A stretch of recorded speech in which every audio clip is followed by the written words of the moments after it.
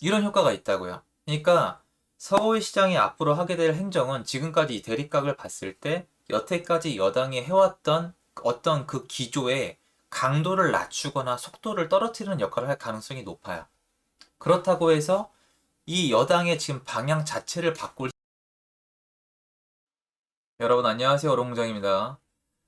서울시장 선거가 끝났죠. 보궐선거. 굉장히 핫했던 선거가 아닌가 싶어요. 서울과 부산, 뭐 주요 지역이기도 하고, 또 선거 공약이나 여당과 야당이 굉장히 서로 치열하게 싸웠던 선거가 아닐까 싶습니다.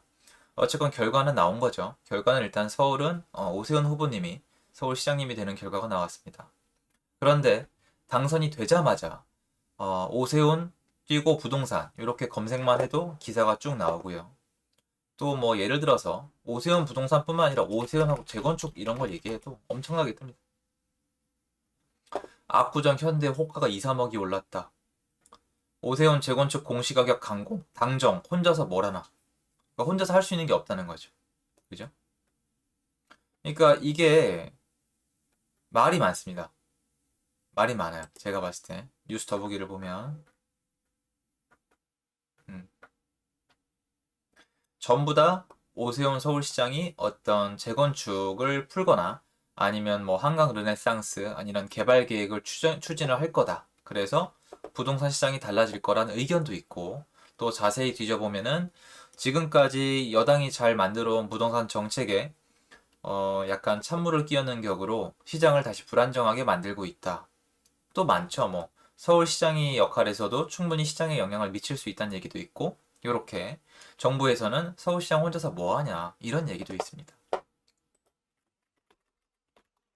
이렇게 다시 한번 검색을 해보면 어쨌건 확실한 건 여당과 야당이 서로 좀 더 대립하는 각이 생긴 것 같아요. 그죠?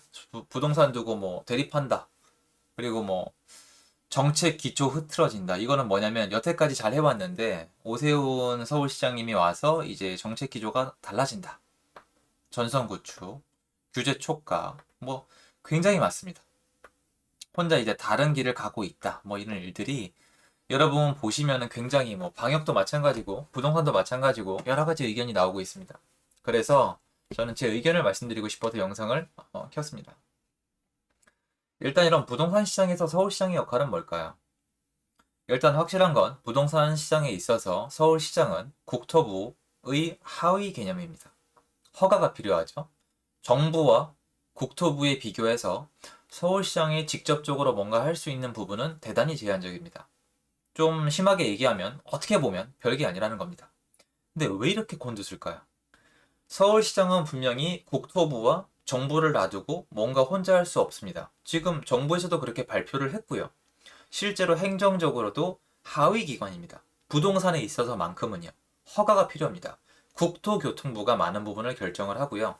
세금 같은 부분은 서울시가 독자적으로 바꿀 수 있는 부분도 아닙니다. 그런데 왜 이렇게 날릴까요? 왜 이렇게 날릴까요? 그렇죠. 이게 여러분이 이걸 아셔야 돼요.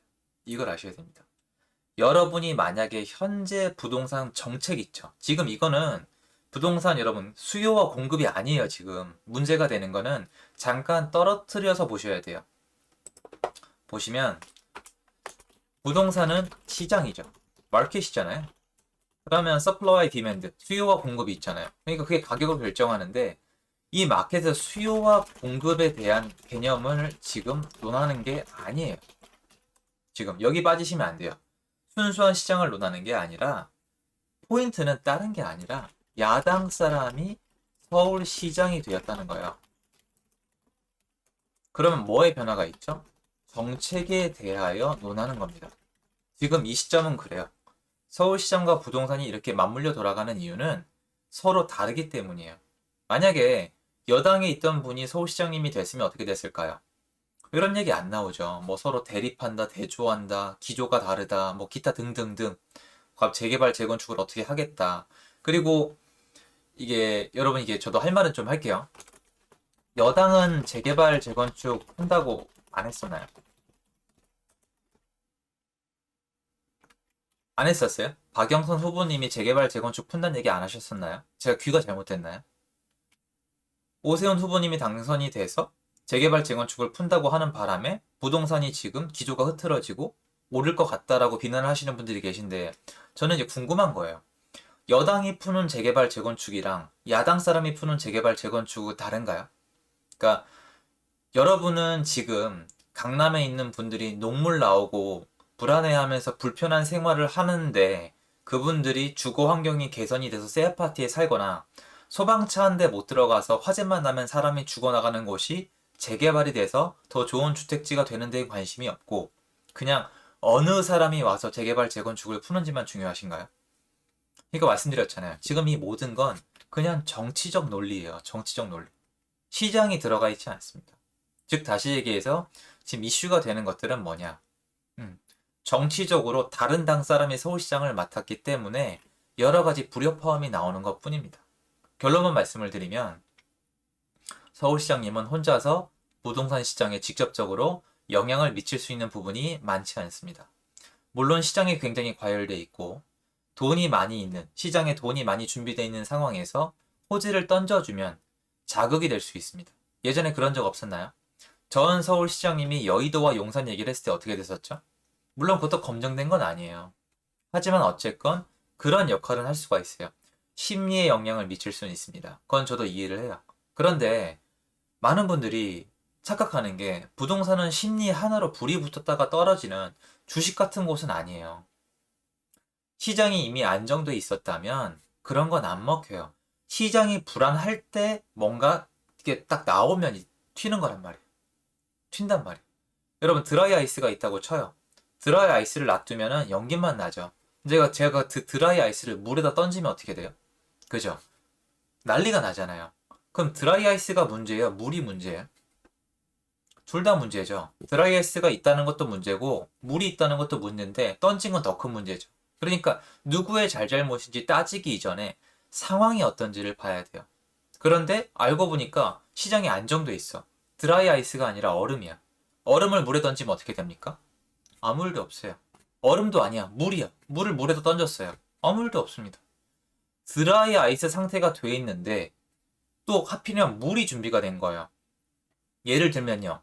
여당의 여태까지 부동산 정책이 드라이 아이스 상태가 됐다고 칩시다. 예를 들어서 시장이 불안정해요. 드라이 아이스는 불안정합니다. 불안정한 드라이 아이스 상태가 됐는데 하필이면 서울시장 자리에 물 같은 사람이 온 거예요.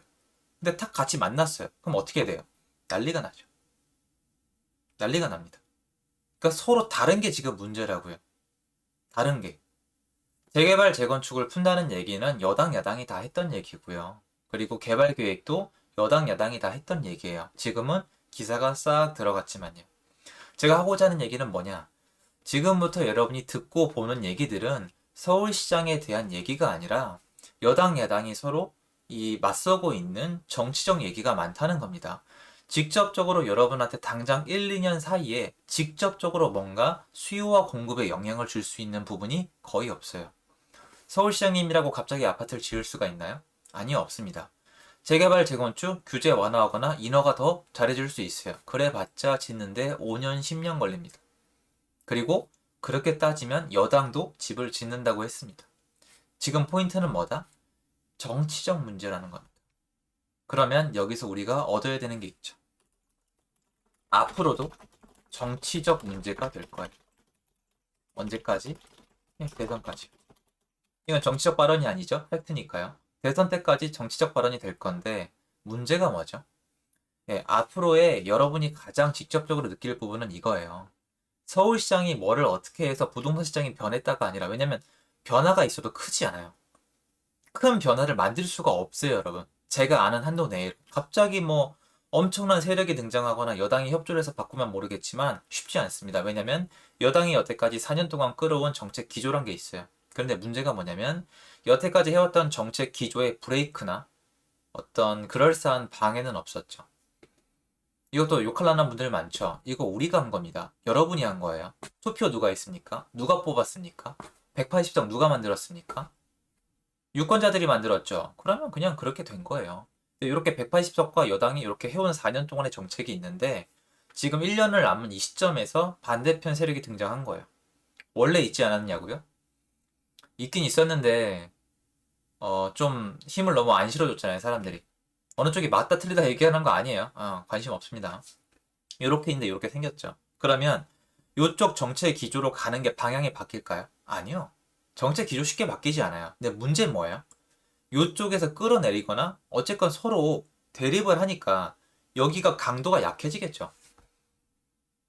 이런 효과가 있다고요. 그러니까 서울시장이 앞으로 하게 될 행정은 지금까지 이 대립각을 봤을 때 여태까지 여당이 해왔던 어떤 그 기조의 강도를 낮추거나 속도를 떨어뜨리는 역할을 할 가능성이 높아요. 그렇다고 해서 이 여당의 지금 방향 자체를 바꿀 힘은 전 없다고 봐요. 왜? 하위권자니까. 부동산에 있어서 부동산 문제만 말씀드리는 겁니다. 제발 헷갈리지 마세요. 다른 행정은 전 몰라요. 모르는데 어떻게 말씀드립니까? 부동산 문제요. 부동산 시장에 직접적으로 서울시장이 정부와 국토부를 건너뛰고 할 자격이 없어요. 그리고 한국이 그렇게 돌아가선 안 됩니다. 엄연히 청와대가 있고 정부가 있고 그리고 국토부가 있는 국가입니다. 그렇기 때문에 안 돼요. 그럼 지금부터 계속 일어날 일은 뭐다? 대선 전까지, 뭐 대선 후에도 연속될 수도 있겠지만 대선 전까지 여태까지 해왔던 정책 기조에 어느 정도의 변화가 있는지, 어느 정도의 속도의 변화가 있는지 이게 관건이 되겠죠.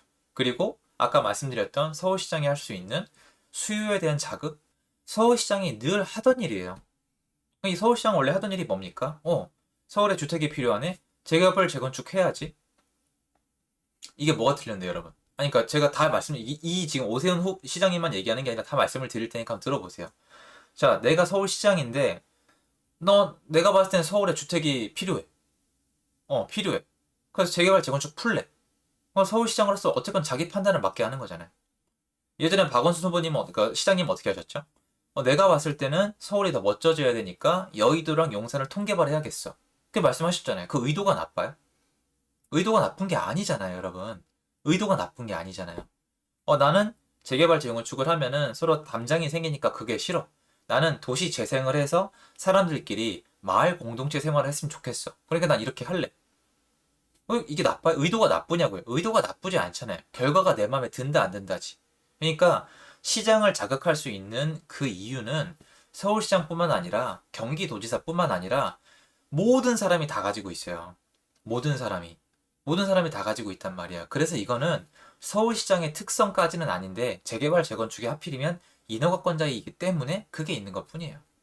그러니까 제가 봤을 때 여러분이 지금 생각하시는 그 부분은 부동산 시장을 서울시장이 마치 좌지우지하는 그런 느낌을 드신다면 잘못된 거고 그거는 여론이 그렇게 만들어가는 거고 진짜 포인트는 뭐냐면 지금 정책 기조에 대한 어떤 방향성보다는 강도와 속도의 변화라고 전 생각을 합니다.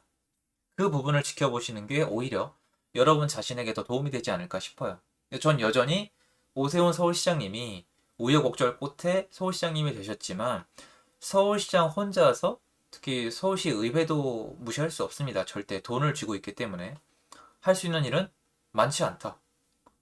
이건 오세훈 시장님을 비난하고자 하는 의견이 1도 없습니다. 전혀 없어요. 그럴 의도가 아니에요. 그게 아니라 전 그렇게 봐요. 그게 원래 이렇게 생겼으니까.